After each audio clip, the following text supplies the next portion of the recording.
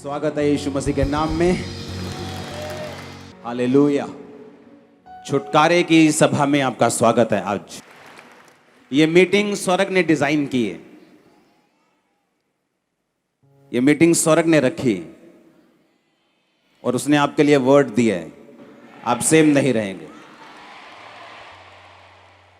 7 week छुटकारे के जो मैं आपको वर्ड दूंगा, आपने उसे संभाल के रखना है। ओके? उसे बार बार सुनना है, एक बार नहीं। कौन सा वचन था संडे को? कौन सा?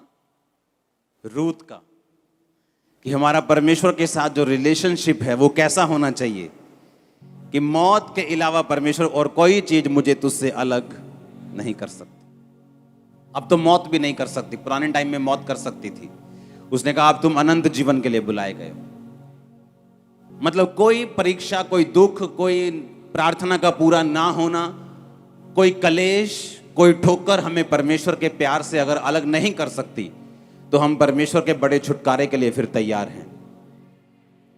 दूसरा वचन मैंने आपको क्या दिया था कि परमेश्वर मुझे देख रहा है और सुन रहा है। हर टाइम, खाना पकाते वक्त भी, अपने पड़ोसी से चुगलियां करते वक्त भी, किसी के साथ विश्वास की बात करते तब भी, और किसी के साथ हम जब अविश्वासी बात करते हैं, शक की बात, तब भी। चेलों को यीशु मसीह आए और कहा ये लो मेरे हाथ देखो, मेरे पांव देखो, मैं जी उठाऊं। थोमा वहां पे नहीं था। जब थोमा आया तो कहता नहीं मैं नहीं यकीन करता यीशु मसीह के ऊपर, मुझे मालूम होगा तब जब मुझे वो सामने आके दिखाई देगा, जब मैं उसके हाथों और पैरों में निशान, उंगलियों को डाल लूंगा, तब मैं यकीन करूंगा। तब यीशु मसीह वहां पे फिजिकली प्रेजेंट नहीं थे, पर जब यीशु मसीह दोबारा उनके बीच में आए तो थोमा को कहा, थोमा ले मेरे हाथों और पांवों को देख और अविश्वासी नहीं पर विश्वासी बन। जब यीशु मसीह वहां पे शारीरिक रूप में नहीं थे तो भी वो थोमा की बात को और उसको देख रहे थे। आप चर्च में हैं और प्रार्थना कर रहे हैं, या घर में अपने प्रेयर रूम में, परमेश्वर तभी आपकी प्रार्थना नहीं सुन रहा है, तभी आपको नहीं देख रहा। जब आप यहां से वापस जाएंगे, अपने ऑटो में, अपनी कार में, अपनी बस में बैठेंगे, वो तब भी आपको देख रहा है और सुन रहा है। जब ये मेंटालिटी एक विश्वासी की जिंदगी में आ जाती है कि उसके काम करते वक्त भी, अगर तुम मिस्त्री हो, जब तुम ईंट लगा रहे हो और सीमेंट लगा रहे हो, तब भी वो तुम्हें देख भी रहा है और सुन भी रहा है। ऐसा करने से होता क्या है? ऐसा करने से आप परमेश्वर के प्रेजेंस के साथ रहना सीख जाते हैं। आप कम से कम गलतियां करते हैं और परमेश्वर का आत्मा आपको डिलीवरेंस और छुटकारे की ओर ले जाता है। हालेलुया। और ये दोनों वचन आपको सुनने हैं। आपको संडे का वचन, आपको थर्सडे का वचन जो वीक 1 का है, उसे आपको सुनना है। कोई वचन आपको मिस नहीं करना, कोई मीटिंग मिस नहीं करनी।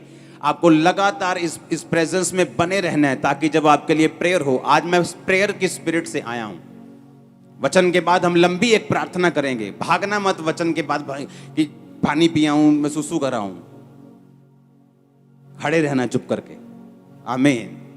क्योंकि जब प्रेयर की स्पिरिट आती है, वो जब देखती है आप डिस्ट्रैक्ट हैं, वो आपकी लाइफ में काम नहीं करती। और ये डिस्ट्रैक्शन एक स्पिरिट है। जैसी प्रार्थना होने वाली होती है, ओए गड्डी काट ला फटाफट जाके। अरे यार, सारी उम्र गाड़ी निकालते रहे हो। कौन सा 5 मिनट पहले तुम्हारी अंबानी के साथ मीटिंग है शाम को जो मिस हो जाएगी? ये शैतान है, ये शैतान है। वो चाहता नहीं कि तुम प्रेयर में जाओ। हालेलुया। तीसरा पॉइंट जो आज मैं आपके साथ शेयर करूंगा कि आपको छुटकारे के लिए क्या करना है। छुटकारा एक पास्टर को भी चाहिए, छुटकारा एक विश्वासी को चाहिए, छुटकारा एक वॉलंटियर को चाहिए। हर एक व्यक्ति की लाइफ में छुटकारा उसके अपनी हिसाब से, उसकी लाइफ के हिसाब से, करंट सिचुएशन के हिसाब से उसको चाहिए होता है। आमीन। दाऊद को चाहिए था कि जब वो मसा हुआ, उसके बाद उसको छुटकारा चाहिए था कि वो किसी का राजा बने, एक गोत्र का राजा बना। उसके बाद उसका छुटकारा ये था कि वो सारे गोत्रों का राजा बने। उसके बाद उसका छुटकारा ये था कि उसका अपना निज पुत्र उसकी गद्दी के ऊपर बैठे और कोई भी जन उसको मार के वो गद्दी ना ले सके। हर टाइम आपको छुटकारे की जरूरत है। एक फैमिली में बेटा नशे करता है, आपको छुटकारा चाहिए। हस्बैंड वाइफ की नहीं बनती, आपको डिलीवरेंस चाहिए। आपका फाइनेंस अच्छा नहीं होता, आपको डिलीवरेंस चाहिए। और इन 7 हफ्तों में डिलीवरेंस आपके पास होगी। ये 7 हफ्तों में जो वचन आपको मैं दूंगा, अगर आपने माना और सुना और आपने प्रेयर मेरे साथ की, आप स्पर्श को लेके वापस जा रहे हैं। हालेलुया।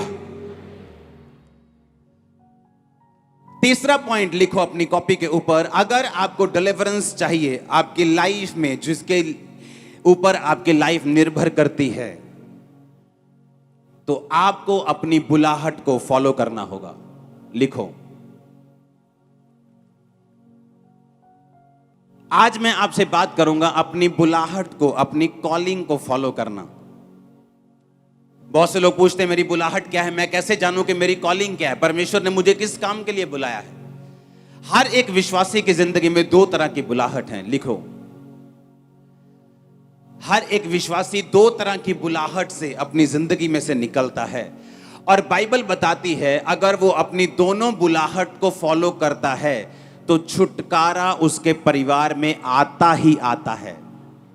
उसकी लाइफ को फॉलो करता ही करता है। 1% भी चांस नहीं है कि उसकी लाइफ में वो छुटकारा ना हो।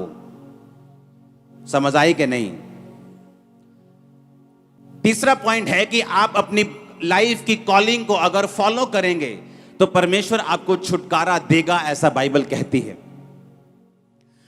और कॉलिंग 2 प्रकार की होती है, बुलाहट 2 प्रकार की है हर एक विश्वासी की जिंदगी में, जिसने बाद में चाहे प्रेरित बनना हो, चाहे पास्टर बनना हो, चाहे बिजनेसमैन बनना हो, चाहे उसकी लाइफ में कुछ और बुलाहट हो, जैसे परमेश्वर ने उसे एज ए डॉक्टर बुलाया हो, एज ए इंजीनियर बुलाया हो।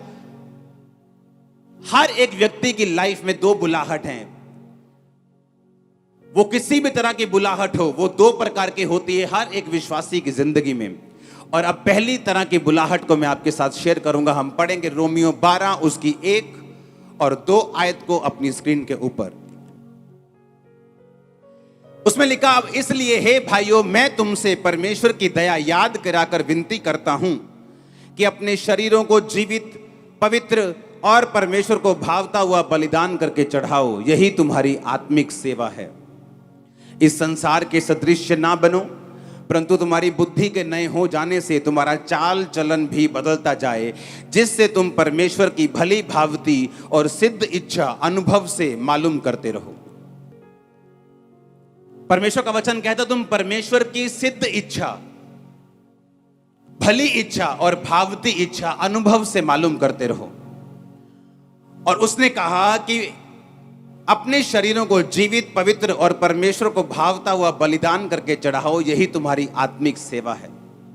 उसने कहा पहली तरह की बुलाहट यह है कि तुम अपने जीवनों को, अपने शरीरों को जीवित, व्यभिचार से अलग, नशे से अलग, पाप से अलग, गालियों से अलग जीवित शरीर परमेश्वर को चाहिए। आपका ये पहली बुलाहट है परमेश्वर की।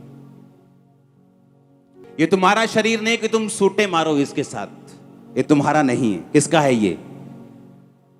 ये तुम्हारा नहीं कि तुम तंबाकू लगाओ इसके साथ। किसका है ये? वो कहता तुम अपने शरीर को जीवित दो मुझे, पवित्र दो मुझे, और परमेश्वर को मन भावता हुआ बलिदान करके दो। किसको देना है? अपने शरीर को। कैसा देना है?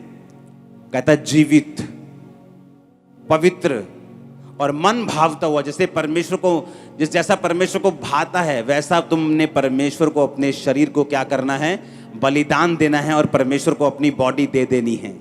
ये तुम्हारी आत्मिक सेवा है, ये तुम्हारी पहली कॉलिंग है। जब तुम मसीह में आते हो, परमेश्वर तुम्हें ये नहीं बताता कि मैंने तुम्हें एक पास्टर होने के लिए या एक बड़ा जन होने के लिए या एक बड़ी बिजनेस में आशीष देने के लिए चुना है। पहले वो तुम्हें यही कहता है कि तुम अपने शरीर को जीवित करके, मन भावता करके और पवित्र करके मुझे सौंप दो, ताकि जो असली बुलाहट में मैं तुम्हें लेके जाना चाहता हूं, मैं लेके जा सकूं। समझ आई इतना कि नहीं आई? उसने कहा यही तुम्हारी आत्मिक सेवा है कि अपने शरीर को जीवित करके और मन भावता करके और पवित्र करके मुझे सौंप दो। यही तुम्हारी क्या है? आत्मिक सेवा है। अगर परमेश्वर ने यह सोचा हुआ है कि आपका छुटकारा वो तब करेगा जब आप उसकी सेवा को फॉलो करेंगे। मेरा छुटकारा तब हुआ जब मैंने सेवा को फॉलो किया, जब मैंने मिनिस्ट्री की, जब मैंने सेवा की। ये मेरी बुलाहट थी, मेरी बुलाहट थी सेवा करने की, लोगों के ऊपर प्रार्थना करने की। और जब मैंने इस बुलाहट को फॉलो किया तब मेरी लाइफ में पूरा छुटकारा हुआ।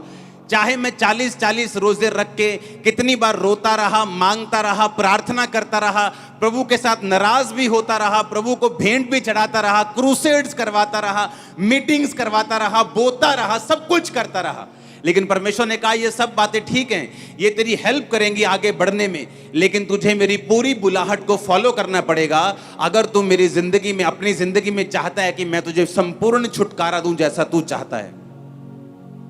लेकिन बात यह है कि परमेश्वर आपको छुटकारा नहीं दे सकते और आपको दूसरी बुलाहट जो परमेश्वर की आपकी लाइफ में है वो आपको नहीं लेके जा सकते अगर आपने पहली कंडीशन को पूरा नहीं किया है। तो अगर आपका शरीर मन भावता हुआ बलिदान करके आपने परमेश्वर को नहीं चढ़ाया हुआ तो वो आपको दूसरी बुलाहट में नहीं लेके जा सकते।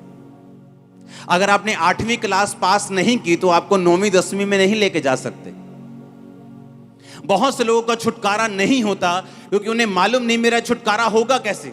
मेरा हस्बैंड शराब पीता है, मेरा छुटकारा कैसे होगा। मेरे बच्चे नशा करते हैं, मेरा छुटकारा कैसे होगा। मेरे को फाइनेंशियल ट्रबल है, मेरा छुटकारा कैसे होगा। छुटकारे के लिए आपको प्रोसीजर फॉलो करना पड़ेगा। क्रिश्चियनिटी जो लाइन है ये शॉर्टकट की लाइन नहीं, आपको हर एक कोर्स को फॉलो करना पड़ेगा, हर एक लाइन को फॉलो करना पड़ेगा और परमेश्वर आपके साथ होंगे। अब जब मुझे मालूम है कि परमेश्वर ने मुझे एक काम करने के लिए बुलाया है तो मुझे क्या करना है। मुझे पहली बुलाहट पूरी करनी है कि सबसे पहले अपने शरीरों को मन भावता करके, पवित्र करके और जीवित करके मुझे परमेश्वर को सौंपना होगा। कहता यही तुम्हारी आत्मिक क्या है, तुम्हारी सेवा है। कहता तुम्हारे बुद्धि के नए होने से तुम्हारा चाल चलन भी बदलता जाए। और बुद्धि नई कैसे होगी? जब हम अपने शरीर को वचन के आगे सौंप देंगे। हम रोज परमेश्वर का वचन पढ़ेंगे, हमारी बुद्धि नई होती जाएगी। जब बुद्धि नई होती जाएगी चाल चलन बदलता जाएगा और जैसे ही हमारा चाल चलन उस लेवल पे आ जाएगा परमेश्वर आपको दूसरी बुलाहट से बुला लेंगे, आपसे अपने काम लेना शुरू करेंगे और छुटकारा आपके पास होगा जो आपको चाहिए।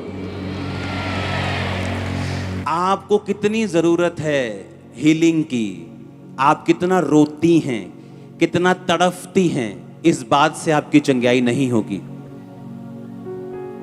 दुख के हिसाब से चंगाई नहीं होती। बाइबल में हमें लगता है 45 साल से मेरे बच्चा नहीं, अब मैं चर्च में आ गई हूं अब तो होगा। ये मायने नहीं करता कितने साल से नहीं हुआ। हन्ना जब बच्चा नहीं होता था तो अपने पति को बोलती थी मैं तेनू नहीं बुलाना, आज तो मैं नहीं रोटी खानी। वो बोलता था मेरा कसूर क्या है। मेरी दूसरी पत्नी के, पुराने टाइम में एक से ज्यादा पत्नियां होती थी, वो बोलता था दूसरी पत्नी के है, तेरे नहीं। अगर यहोवा ने तेरी कोख को बंद किया है तो मेरा क्या कसूर है? क्या मैं तेरे लिए 10 बेटों से 7 बेटों से भी अच्छा नहीं हूं? बाइबल कहती वो उसको दुगना देता था, हर चीज, हर ब्लेसिंग, पैसा, सपोर्ट, दुगना प्यार करता था। लेकिन फिर भी बाइबल कहती वो कुड़ती थी, खाना नहीं खाती थी, रोती थी, उसकी सौतन उसको चिढ़ाती थी, इतना कुछ ड्रामाबाजी घर में चलती थी, तब भी उसकी कोख नहीं खुली। और परमेश्वर के घर में जाके गई और बोली परमेश्वर अगर तुम मुझे बच्चा, बेबी बॉय दे, मैं तेरे भवन में वापस कर दूंगी। गर्भ खुल गया उसका। परमेश्वर ने यह नहीं कहा कि तू बहुत रो के आई है इसलिए मैं तेरे गर्भ को खोलता हूं। तू बड़ी दुखी थी, मैं तेरे गर्भ को, तू बड़ी चिड़ी हुई थी, मैं तेरे गर्भ को खोलता हूं। जैसे ही उसने अपनी बुलाहट को समझा कि मेरी बुलाहट यह है कि सबसे पहले मैं अपने जीवन को परमेश्वर के हाथों में सौंप दूं, प्रार्थना करूं, और दूसरा मेरी बुलाहट यह है कि परमेश्वर के लिए मैं एक बेटे को जन्म दूं जो खुदा की सेवा करे। अब आप मेरी बात को समझ रहे कि नहीं? जैसे ही उसको समझ आई कि मेरी बुलाहट यह है कि पवित्र आत्मा ने उसे समझाया, वो गई और उसने प्रार्थना की, पवित्र आत्मा ने उसे उभारा, बोल कि अगर तेरे बेबी बॉय होगा, बेटा होगा, तो परमेश्वर के घर में दे देगी और परमेश्वर के घर में वो सेवा करेगा। और परमेश्वर को एक नबी चाहिए था जिससे वो बात कर सके। जैसे ही उसने परमेश्वर की मर्जी को पूरा किया परमेश्वर ने उसको ताकत दी। मैंने लोगों को मसीह बनते देखा है, लेकिन उनका पूरा छुटकारा होते हुए कई बार नहीं देखा, क्योंकि पूरा छुटकारा निर्भर करता है कि मसीह बनने के बाद, अपने शरीरों को जीवित प्रभु को चढ़ाने के बाद, जब परमेश्वर आपसे दूसरी बुलाहट के विषय में कुछ कहता है, आप उसे पूरा करते हैं कि नहीं करते। कई बार कुछ लोगों को परमेश्वर ने बुलाया होता है सेवा करने के लिए, एक खास जगह के ऊपर सेवा करने के लिए। अगर परमेश्वर ने मुझे इस जगह सेवा करने के लिए बुलाया है, मैं जितना मर्जी अनॉइंटेड हूं, गिफ्टेड हूं, अगर मैं जगहें चेंज कर दूंगा, परमेश्वर मेरे साथ सेवा नहीं करेगा। मैं पूरी दुनिया में जाऊंगा इस्तेमाल होने के लिए, वो बात अलग है, लेकिन मेरी मेजर सेवकाई कहां है? आपके बीच में। आप मेरी बात समझ रहे कि नहीं? मेरी ब्लेसिंग भी यहीं पे है, मेरी प्रोटेक्शन भी फिर यहीं पे है, सारा कुछ यहीं पे है, क्योंकि मेरी कॉलिंग ये है, मेरी बुलाहट ये है। अगर परमेश्वर ने किसी व्यक्ति को एक चर्च में सेवा करने के लिए बुलाया, तो उसका छुटकारा वहीं होगा, वो चाहे 7-10 साल बाहर घूम के देख ले, उसका छुटकारा नहीं, संपूर्ण छुटकारा नहीं होगा। ये एक डर वाली बात है, और ये एक परमेश्वर के सामने रेवरेंस, हमें डर लगता है परमेश्वर जब हम इस बात को सोचते हैं। तो कई बार मैं ऐसे लोगों को जानता हूं, मैं पूरे पास्टर्स को मिलता हूं, लोगों से दुनिया घूमता हूं, ऐसे लोगों को जानता हूं जिनकी बुलाहट है वो चर्च में फुल टाइम सेवा करना, लेकिन उनके फनी बिहेवियर की वजह से, उनके गलत बिहेवियर की वजह से पास्टर उनको फुल टाइम नहीं रख पाता, और जब वो फुल टाइम उन्हें सेवा करने का मौका नहीं देता, उनका छुटकारा नहीं होता। अब वो सेवा कर भी रहे लेकिन पूरे छुटकारे में नहीं।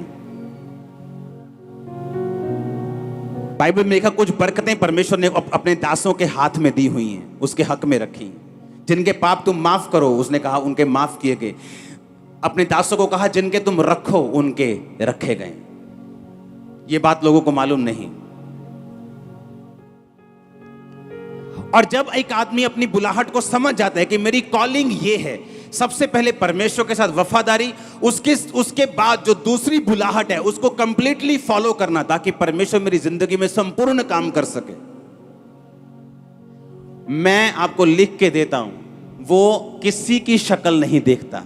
आप बड़े से बड़े दास हों, आप बड़े से बड़े बोने वाले हों, आप बड़े से बड़े सेवक हों, बड़े से बड़े सिंगर हों, बड़े से बड़े विश्वासी हों, वो किसी की शक्ल नहीं देखता। क्यों पढ़ूं मैं पुराना नियम जो 5000 साल पुराना है? मैं आज का इंसान हूं, मैं कंप्यूटर इंजीनियर हूं, मैं आज का बंदा हूं, मैं 10,000 साल पुरानी, 5,000 साल पुरानी, 3,000 साल पुरानी बातें क्यों पढ़ रहा हूं? क्योंकि उससे मुझे समझ आती है कि किन किन लोगों ने क्या किया कि परमेश्वर खुश हुए, और किन किन लोगों ने क्या नहीं किया कि उनको दुखों का सामना करना पड़ा। पहला राजा 1 उसकी 5 और 6 आयत को मैं पढ़ूंगा, आप अपनी स्क्रीन पे उसे देखेंगे। तब हगीत का पुत्र ओदनिया कौन है? दाऊद का बेटा, सिर ऊंचा करके कहने लगा मैं राजा बनूंगा। सो उसने रथ और सवार और अपने आगे आगे दौड़ने को 50 पुरुष रख लिए।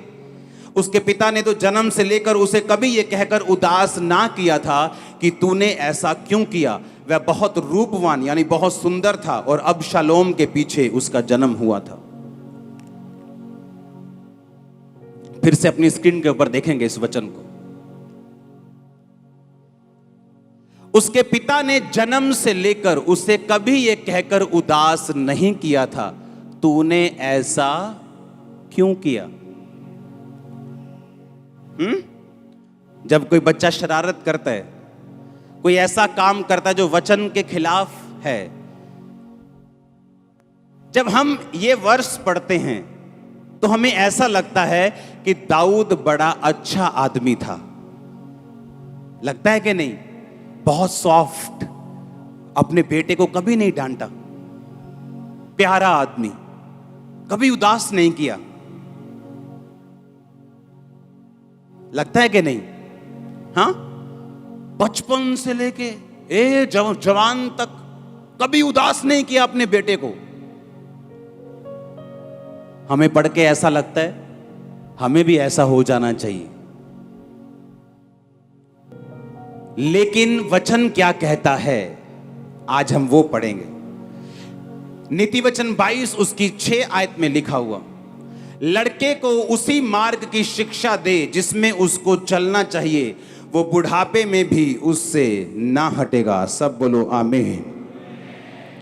यशायाह 54 उसकी 13 आयत में लिखा, तेरे सब लड़के यहोवा के सिखलाए हुए होंगे और उनको बड़ी शांति मिलेगी।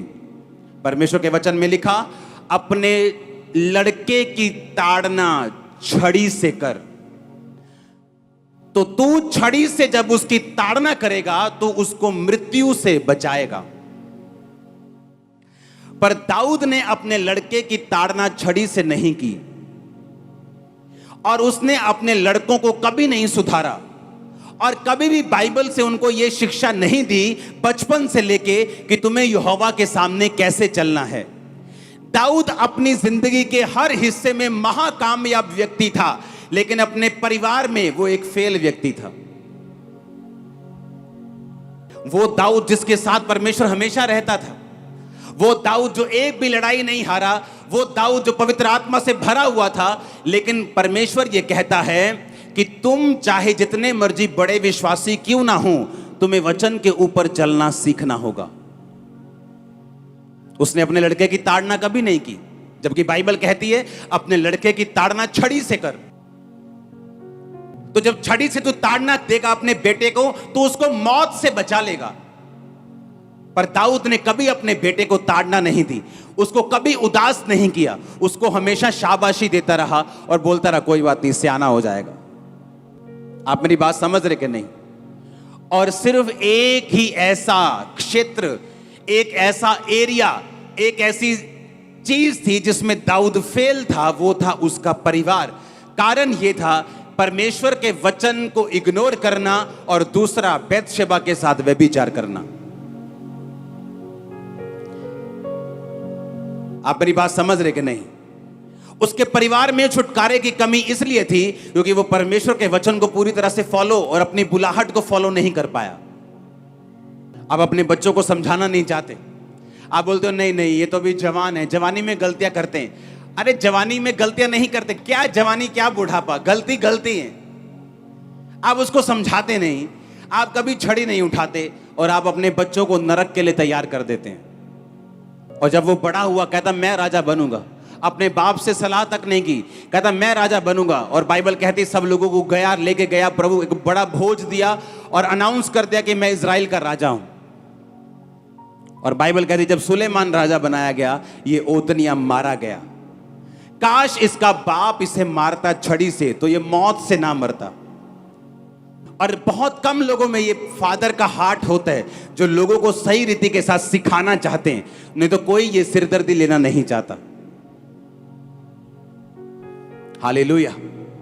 उसने कहा जो पहला काम तेरा है वो ये है कि अपने शरीरों को पवित्र मन भावता जीवित करके परमेश्वर को चढ़ाना, और तेरी बुद्धि नहीं होनी चाहिए जो बाइबल कहती है, तेरी बुद्धि उसके अनुसार होनी चाहिए, ना कि जिस हिसाब से तेरे परिवार, तेरे बूढ़े, तेरे दादा परदादा चलते आए, ना कि उस हिसाब से, बल्कि बाइबल के हिसाब से। आप मेरी बात समझ रहे कि नहीं? एक ही जगह दाऊद ने फेलियर देखा, वो क्या था? उसका परिवार। एक ही जगह उसने फेलियर को महसूस किया अपनी लाइफ में, वो कहां पर? उसके परिवार के ऊपर। क्योंकि दाऊद ने हर एक वर्ड को फॉलो किया, बस ये वचन उसने फॉलो नहीं किया कि अपने लड़के की ताड़ना छड़ी से कर। अपने लड़के को तभी सिखा जब वो बच्चा है, जब वो बड़ा हो जाएगा वो हटेगा नहीं। आज आपके बच्चे अगर चर्च में नहीं है पढ़ाई के नाम पे कि उन्होंने पढ़ना है, ट्यूशन है, तो आप उनको तैयार कर रहे हो कि जब बड़े होकर वो रिबिलियस हो जाएंगे, खुदा के खिलाफ हो जाएंगे, परिवार के खिलाफ हो जाएंगे, आप उनकी जिंदगी में कुछ नहीं कर सकेंगे। आज अगर एक 10 साल का बच्चा पाप को समझता है, पहले 20 साल का बड़ा पाप को समझता था। टाइम जैसे जैसे दिन बुरे होते जा रहे हैं, अंधेरे होते जा रहे हैं, फिर 16 साल का 15 साल का बंदा पाप को समझने लगा।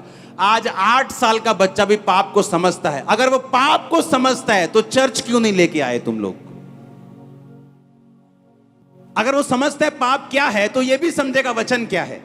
अगर वो पाप को समझता है तो परमेश्वर को भी समझेगा। तो वो घर पे क्या कर रहा है?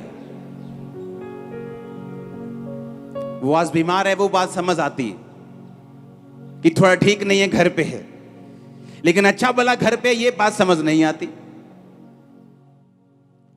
हमें वो करना होगा जो परमेश्वर का वचन कहता है। हमें पहली बुलाहट को फॉलो करना होगा और उसके बाद दूसरी बुलाहट परमेश्वर हमें भली भावती और सिद्ध इच्छा हमें अनुभव से मालूम होगी कि कहां पे परमेश्वर का आत्मा मेरे साथ रहता है। जब मैं इस जगह पे सेवा करता हूं, जब मैं ऐसे करता हूं, परमेश्वर का आत्मा मेरे साथ रहता है। जब मैं ऐसे परमेश्वर के साथ चलता हूं तो मुझे फ्लो फील होता है। जब मैं इस तरह से परमेश्वर के साथ चलता हूं तो मुझे महसूस होता है कि हां, मैं सही कर रहा हूं। कितने मेरी बात को समझ रहे हैं? और तब हमें मालूम होता है कि हाँ, हम परमेश्वर की दूसरी बुलाहट में एंटर कर चुके हैं। आमीन। आप चर्च में आते जा रहे हैं, अपनी जिंदगी परमेश्वर को आपने दे दी, अपने शरीरों को बलिदान करके परमेश्वर को दे दिया। धीरे धीरे आपको समझ आती है मुझे सुसमाचार देना है। धीरे धीरे आपको समझ आती है मुझे अपने अगुए के लिए 40 रोजे रख के प्रार्थना करनी, मुझे अपनी बहन के लिए प्रार्थना करनी, मुझे बीमारों के लिए प्रार्थना करनी। धीरे धीरे धीरे आप उस सेवा में एंटर करना शुरू और बुलाहट में एंटर करना शुरू कर देते हैं और वही छुटकारे का कारण बनती है। आमीन।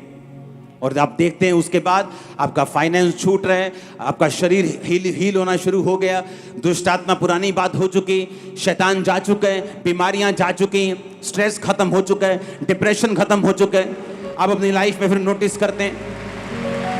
आमीन। हालेलुया। हम कभी बाइबल पढ़ते हैं, हमें समझ नहीं आता कि यहां क्यों लिखा है कि दाऊद ने अपने बेटे को कभी उदास नहीं किया। हमें लगता है दाऊद बहुत भला आदमी था, हमें लगता है उसका नेचर बड़ा परफेक्ट था कि उसने कभी उदास ही नहीं किया अपने बेटे को। कितना अच्छा डैड था वो, कितना अच्छा फादर था। आप परमेश्वर से ज्यादा धर्मी नहीं हो सकते, आप उससे ज्यादा पवित्र नहीं हो सकते, आप उससे ज्यादा समझदार नहीं हो सकते। जब उसने शाऊल को बोला कि जा और अमालेकियों को मार दे, तो शाऊल ने उनको छोड़ दिया और वही अमालेकियों ने तुम परमेश्वर से आगे नहीं जा सकते। हालेलुया। तुम उससे समझदार नहीं हो सकते, तुम उससे अधिक धर्मी, उससे अधिक पवित्र नहीं हो सकते। जो वो वचन में कहता है तुम्हें करना है, तुम्हारा छुटकारा उसी में है। आमीन। हालेलुया। अपने हाथों को उठा, बोलो थैंक यू जीसस। ऊंची आवाज से बोलो थैंक यू जीसस। बोलो खुदाबंद ये वचन कि मैं तेरी बुलाहट को फॉलो करूं,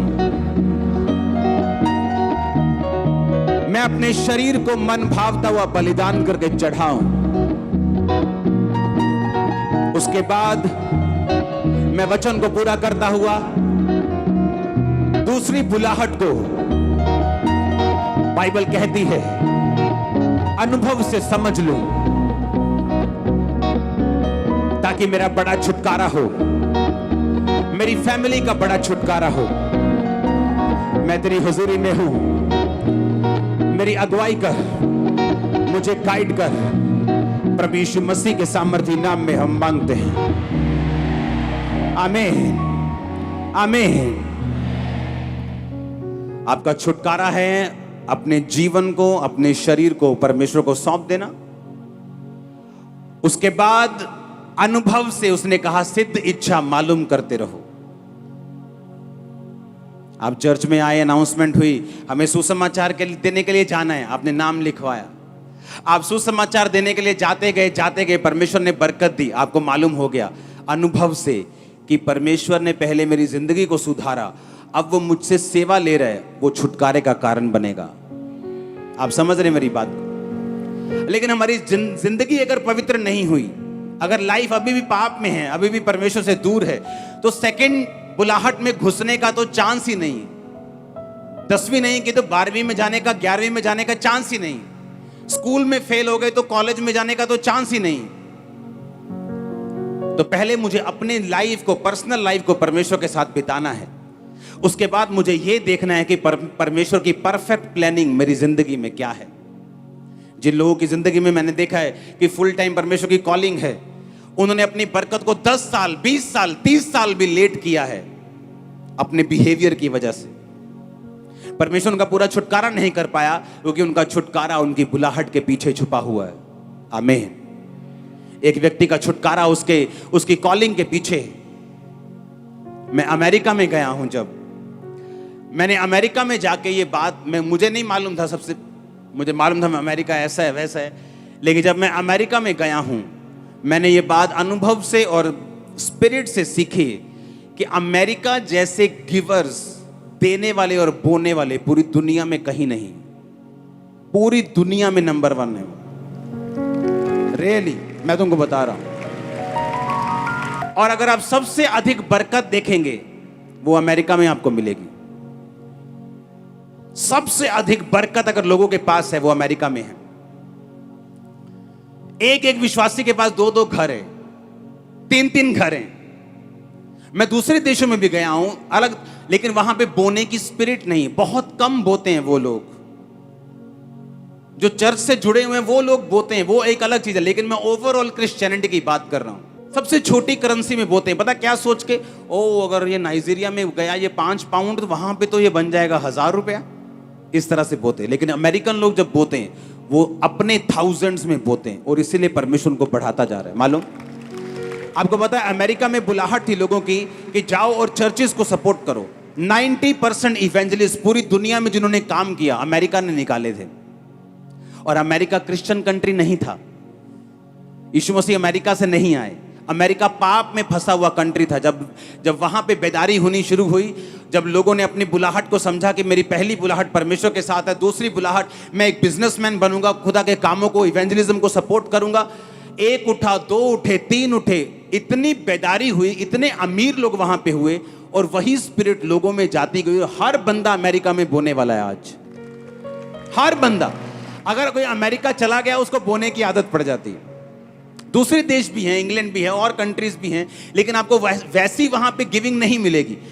चर्च के लोग बोते हैं, जो हमारी चर्च के साथ जुड़े हुए, उनको टीचिंग पता है, उनको परमेश्वर का वर्ड पता है, वो बोते हैं। लेकिन मैं ओवरऑल क्रिश्चियनिटी की बात कर रहा हूं कि बहुत लोग वहां नहीं मिलते उन देशों में जितने अमेरिका में मिलते हैं। और उसी वजह से जब बुलाहट पकड़ लेता है आदमी, जब अपनी कॉलिंग को पकड़ लेता है, अपनी पर्सनल कॉलिंग को पकड़ लेता है, सेकंड कॉलिंग को पकड़ लेता है, परमेश्वर उसे छुटकारा देता है। बड़ा छुटकारा, एक बिग बिग डिलीवरेंस आपका वेट कर रही है। जस्ट फॉलो करना है। आमीन। और उसने कहा जो दूसरी इच्छा है, भली इच्छा यह है कि तुम परमेश्वर को जीवन दो।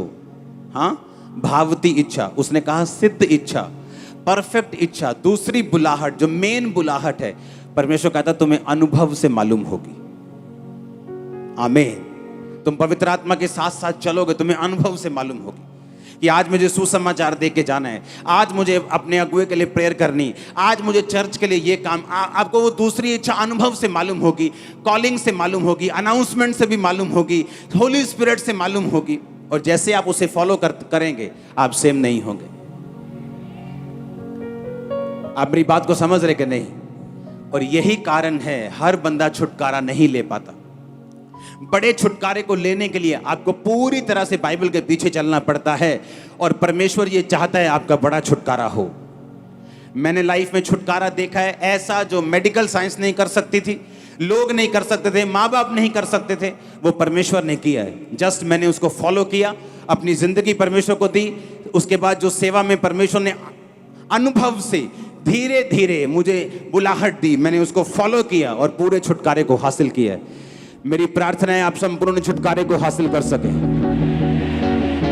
मैंने कहा मेरी प्रेयर है आप संपूर्ण छुटकारे को हासिल कर सके, अपने घरों में, फैमिली में, अपने फाइनेंस में, अपनी बॉडी, अपनी सेहत में, अपनी आत्मा में। आमीन। ऊंचा हालेलुया, हालेलुया, आमीन।